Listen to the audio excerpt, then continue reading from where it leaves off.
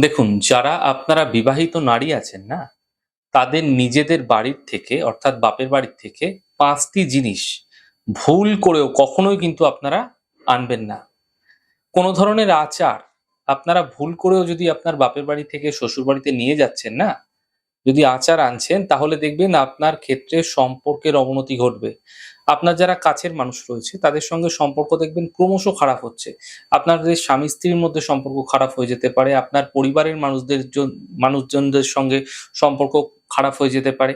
লবণ, লবণ যদি কখনো নিয়ে যাচ্ছেন তাহলে এতে মা লক্ষ্মীর যে কৃপা সেটা হারিয়ে যেতে দেখতে পাবেন এবং আপনারা দেখবেন যে অর্থনৈতিক ক্ষেত্রে ক্রমশ একটা খারাপ ভাব কিন্তু অনুভব করতে পারবেন। একটা ক্রমশ ক্ষতি হতে দেখতে পাবেন অর্থনৈতিক ক্ষেত্রে। কালো কাপড় কখনো আপনারা আপনার বাপের বাড়ি থেকে কোনো শ্বশুর বাড়িতে নিয়ে যাবেন না।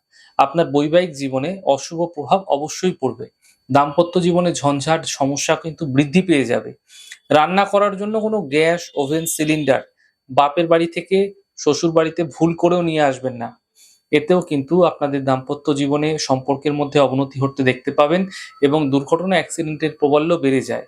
কোনো ইলেকট্রনিক্সের জিনিসপত্র বাপের বাড়ি থেকে শ্বশুর বাড়িতে আনবেন না।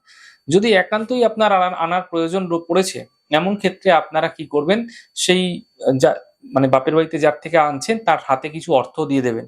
কিছু অর্থ দিয়ে তার থেকে আপনি নিয়ে নেবেন। খালি হাতে কখনোই ভুল করেও নেবেন না। এমনটি আপনার জীবনে চরম থেকে চরম খারাপ প্রভাব কিন্তু অবশ্যই ফেলবে।